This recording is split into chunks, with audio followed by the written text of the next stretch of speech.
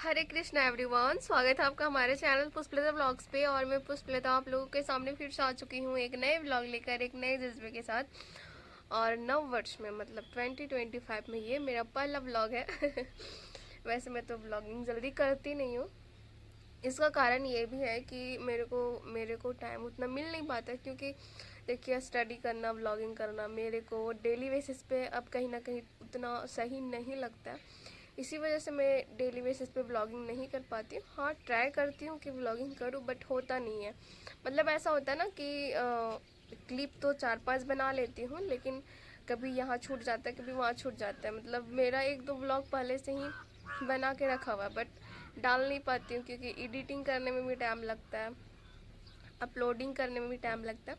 तो इसी वजह से मैं डेली बेसिस पे ब्लॉगिंग नहीं कर पाती हूँ। और फिलहाल मैं खाना वगैरह खा के स्टडी करने के लिए बैठी हुई, तो सोची चलो आज मैं ब्लॉगिंग करती हूँ बहुत दिनों के बाद।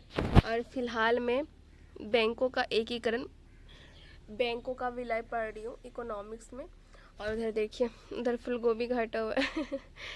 ये फूल गोभी सुखाने के लिए डाला हुआ है, ताकि जब इसका सीज़न समाप्त हो जाए और लोगों को मन करे चलो फूल गोभी का सब्जी बनाते हैं, तो उसमें बना सकते हैं। तो चलिए कोई नहीं, अपना स्टडी कंटिन्यू करते हैं। और यदि आप हमारे चैनल पर नए होंगे तो चैनल को सब्सक्राइब करना ना भूलें। अब मैं आ चुकी रूम में, क्योंकि वहाँ बाहर में बहुत ज़्यादा धूप लगने लगा था और गर्मी लगने लगा था।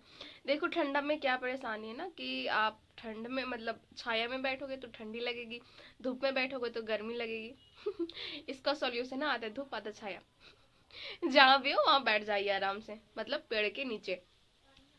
तो चलिए कोई नहीं, रूम में आ गई तो सोची चलो अब व्लॉगिंग को भी कंटिन्यू कर लेते हैं। और फिलहाल मैं जिस मोबाइल से रिकॉर्ड कर रही हूँ उसी से पढ़ भी रही हूँ, क्योंकि टैब से पढ़ रही थी तो टैब हो गया स्विच ऑफ, तो उसे मैं चार्ज में लगा दी हूँ। और 1 घंटे का लेक्चर और भी बचा हुआ है, तो सोची पहले लेक्चर कंप्लीट करते उसके बाद नीचे चलेंगे, क्योंकि फिर सेकेंड सीजन में स्टडी तो करना ही है। चलिए अपना स्टडी कर लेते हैं और आप भी हमारे ब्लॉग में कंटिन्यू बने रहें। यहाँ पे मेरा 2 घंटे का लेक्चर कंप्लीट होता है इकोनॉमिक्स में, और यहाँ पे हमारा बैंकों का एकीकरण का टॉपिक चल रहा था।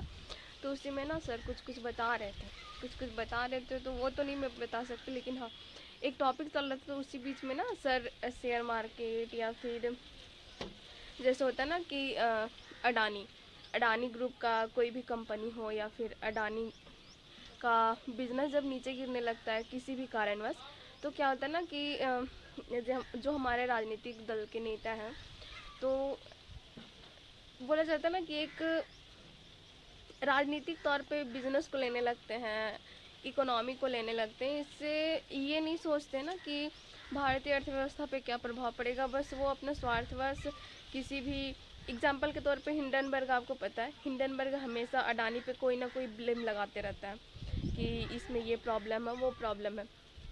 तो इसी तरीके से क्या होता है ना कि इससे हमारा जो अडानी ग्रुप का शेयर होता है ना वो नीचे गिरने लगता है। और शेयर किनका लगा होता है? हमारे जैसे आम लोगों का ही लगा होता है। और अगर शेयर नीचे गिरेगा, आम लोगों का पैसा नीचे जाएगा, तो इकोनॉमी तो डूबना है ना।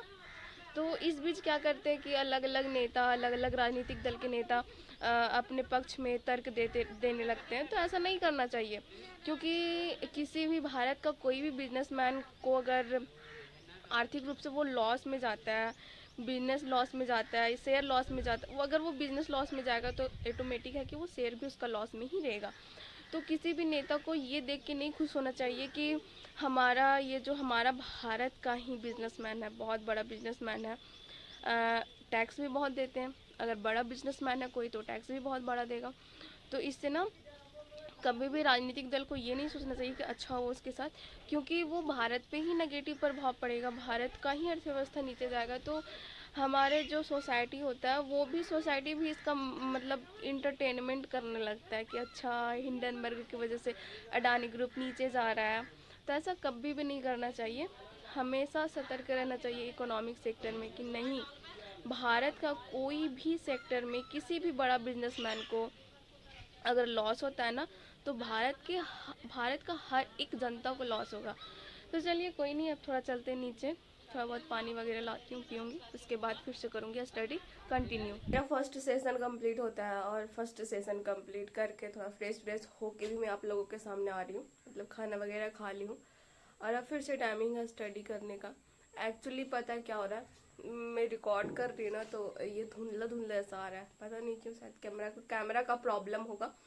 बट जो भी हो, चलिए कोई नहीं, अब पढ़ते हैं, अपना स्टडी कंटिन्यू करते हैं। क्योंकि मुझे ऐसा लगता है कि ज़िंदगी में कोई चीज़ सबसे ज़्यादा ज़रूरी ना तो वो खुद का कैरियर है। क्योंकि देखो भाई, आज के ज़माने में मतलब रियलिटी यही है, रियलिटी नहीं, डार्क रियलिटी आप बोल सकते हैं कि आज के ज़माने में ना आप क्या पढ़ रहे हो, कितना पढ़ रहे हो, ये कोई नहीं देखता है।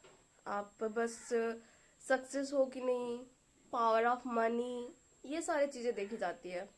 आपके अंदर कितनी ईमानदारी है, नैतिकता है, ये सारी चीज़ें ना कोई नहीं देखता है। मतलब 100% में शायद 1%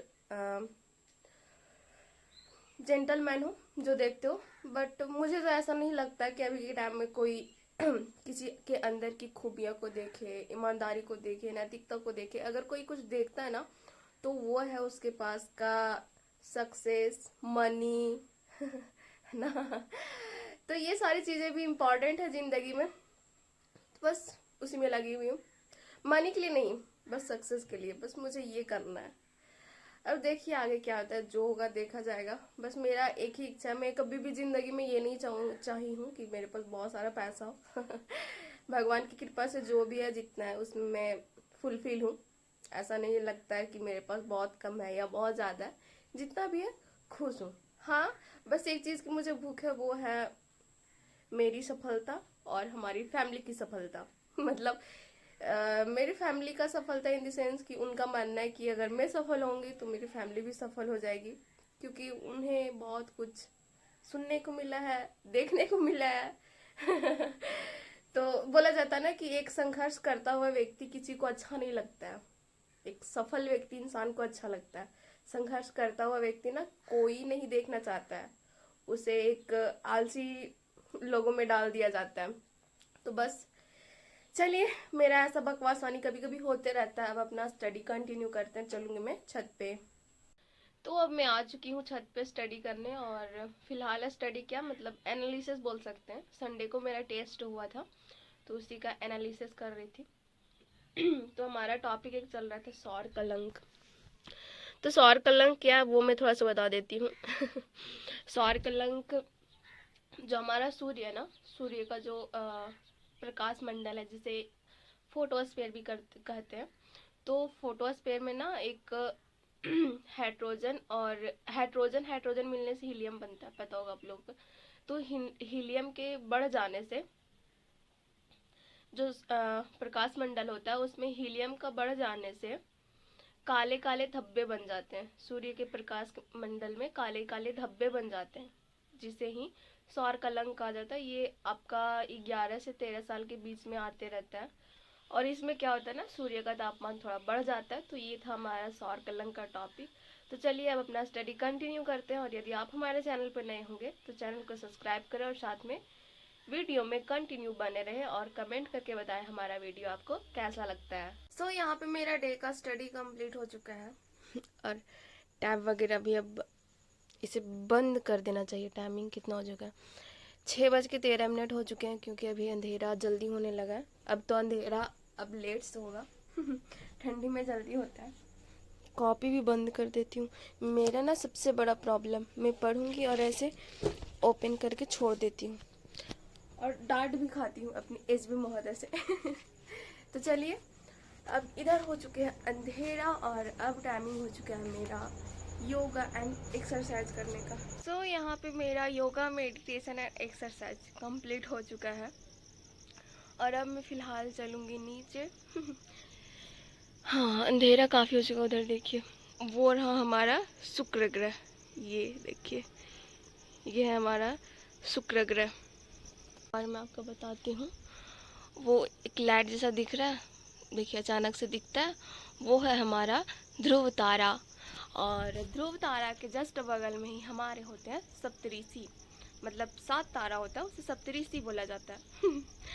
तो वैसे मैं आप लोगों को बता दी, इधर है ध्रुव तारा, इधर है शुक्र ग्रह, इधर है ध्रुव तारा के जस्ट बगल में है सप्तऋषि। मजाक मजाक में 2 जानकारी मैं आप लोगों को दे दी। और अब मैं फिर से चलूँगी नीचे, खाना वगैरह बनाऊँगी, पानी वगैरह सबसे पहले जाके पीऊँगी, उसके बाद खाना वगैरह बनाऊँगी और फिर करूँगी मैं स्टडी। तो चलिए अब चलते हैं फटाफट से नीचे।